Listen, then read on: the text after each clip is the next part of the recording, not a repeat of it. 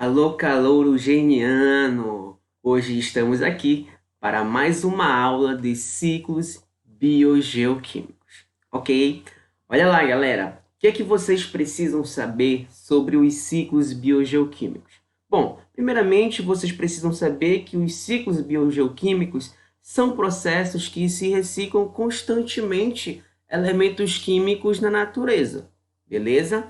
Então, esses elementos químicos eles vão sofrendo esse processo de reciclagem. E aí, diversos elementos químicos na natureza eles sofrem esse processo de reciclagem. Dentre os principais elementos químicos que vão se reciclar são eles: o carbono, o oxigênio, perfeito, o nitrogênio e o fósforo. E aí nós temos então alguns ciclos biogeoquímicos bem importantes para a tua prova de vestibular, para a tua prova do Enem. São eles o ciclo do carbono, ciclo do oxigênio, o ciclo hidrológico, mais conhecido como o ciclo da água, o ciclo do nitrogênio e nós temos também o ciclo do fósforo. Beleza? Hoje, senhores, nós vamos iniciar com o ciclo do carbono.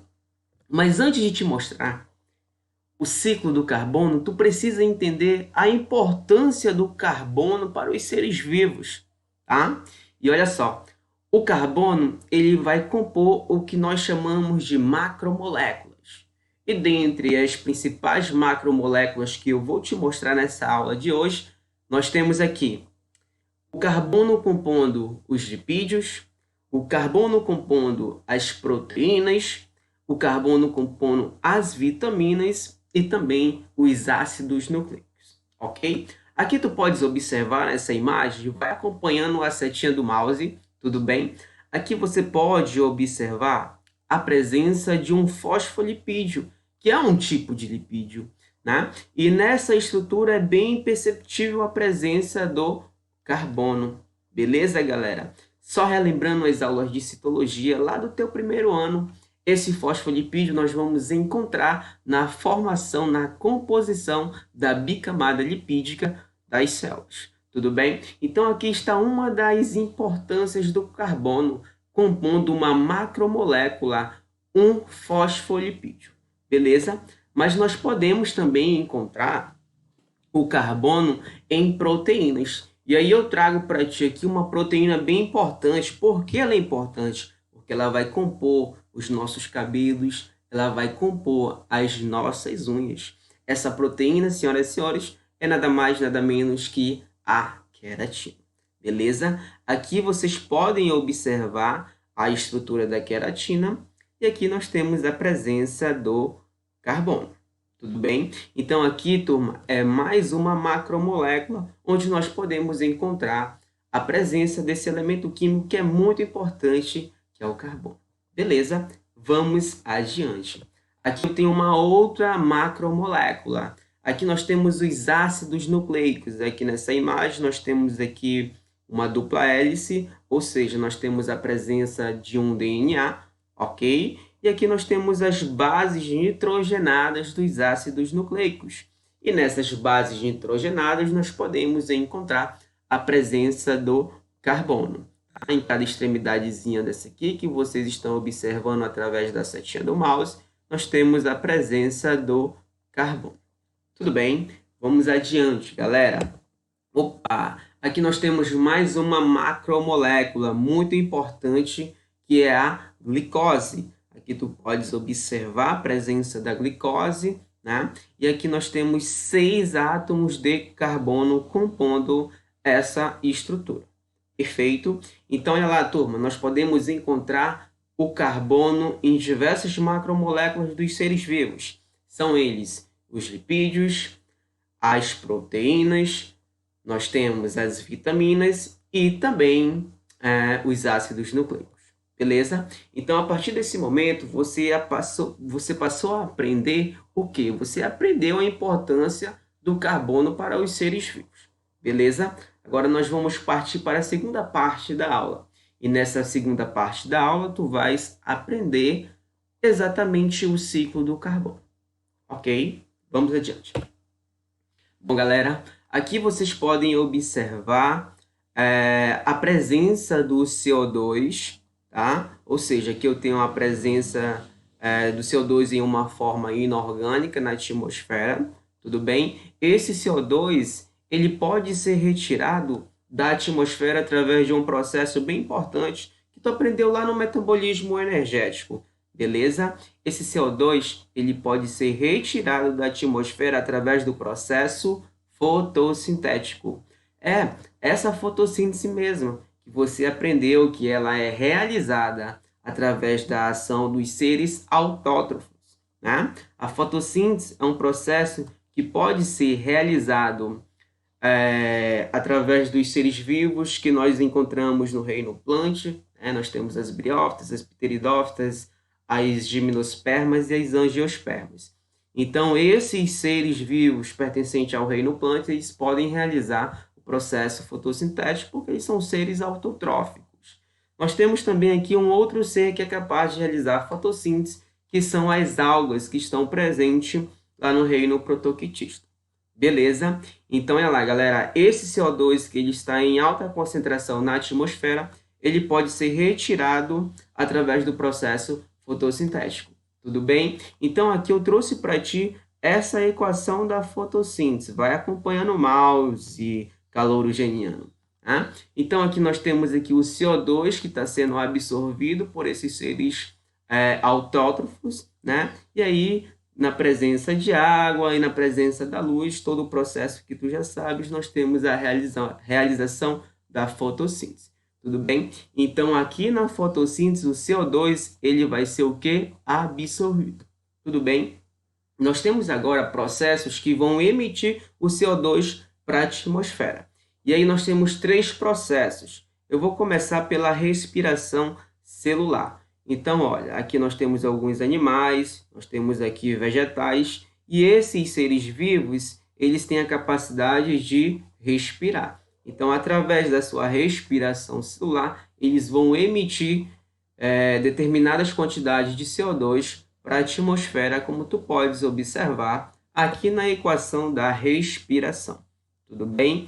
Então, olha só, aqui eu tenho uma molécula de glicose, essa molécula ela vai ser quebrada e suas ligações ela vai ser quebrada, perfeito? Essa ação ela vai acontecer através de uma organela bem importante, que é a mitocôndria, tudo bem? E aí o processo de respiração celular que está ocorrendo, ele vai possibilitar a liberação desse gás carbônico para a atmosfera.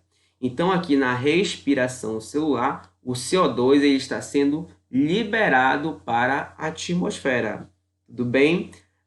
Contrapondo aqui a fotossíntese. Na fotossíntese, o CO2 ele está sendo o quê? Absorvido. Muito cuidado com isso, porque isso cai bastante em questões de vestibulares. Onde é que o CO2 está sendo absorvido? Onde é que o CO2 está sendo liberado? O CO2 está sendo absorvido na fotossíntese e o CO2 ele está sendo liberado através da respiração celular. Tudo bem? Nós temos mais 2 processos que vão possibilitar a liberação desse CO2 para a atmosfera. Aqui vocês podem observar um organismo morto. Esse organismo ele é formado por matéria orgânica. E tu sabes, em outros momentos nós aprendemos, antes da pandemia, em sala de aula, é óbvio, né? Que esse organismo morto ele é uma matéria orgânica. Então, toda matéria orgânica morta, ela pode sofrer o quê? Ação de agentes decompositores. Quem são esses agentes decompositores? São as bactérias e os fungos. Então, esse organismo aqui, que vocês podem observar, esse organismo morto, ele vai sofrer a ação de agentes decompositores. E essa decomposição, ela também vai possibilitar a liberação de CO2 para a atmosfera. Então, aqui nós já temos 2 processos que vão possibilitar a liberação de CO2 para a atmosfera. Nós temos a respiração celular e nós temos o processo de decomposição. Mas aí, eu falei para você que são 3 processos que vão possibilitar a liberação de CO2 para a atmosfera. E o terceiro processo, turma, é exatamente a queima de combustíveis fósseis. Tudo bem? A emissão de gás carbônico ela pode ocorrer, na verdade, através da combustão. Então, 3 processos que liberam CO2: respiração celular, ok? Decomposição e combustão, a queima de combustíveis fósseis. E nós temos um processo que vai retirar o CO2 da atmosfera, que é exatamente o processo fotossintético. Tudo bem? Eu espero que tu tenhas entendido todo esse processo aqui que envolve a fotossíntese, a decomposição, a respiração e a combustão. Beleza, galera? Vamos adiante. Bom, agora eu vou falar para vocês de um fenômeno que tem acontecido bastante devido a altas quantidades de gás carbônico na atmosfera. Ou seja, essa grande quantidade de CO2 que está na atmosfera, ela está possibilitando, ela está ocasionando um fenômeno conhecido como a acidificação dos oceanos. Tudo bem? Então, por que está acontecendo a acidificação dos oceanos? Essa acidificação dos oceanos está acontecendo exatamente devido à acidificação dos oceanos está acontecendo devido às altas quantidades de CO2 na atmosfera. E quais são as consequências dessa acidificação dos oceanos?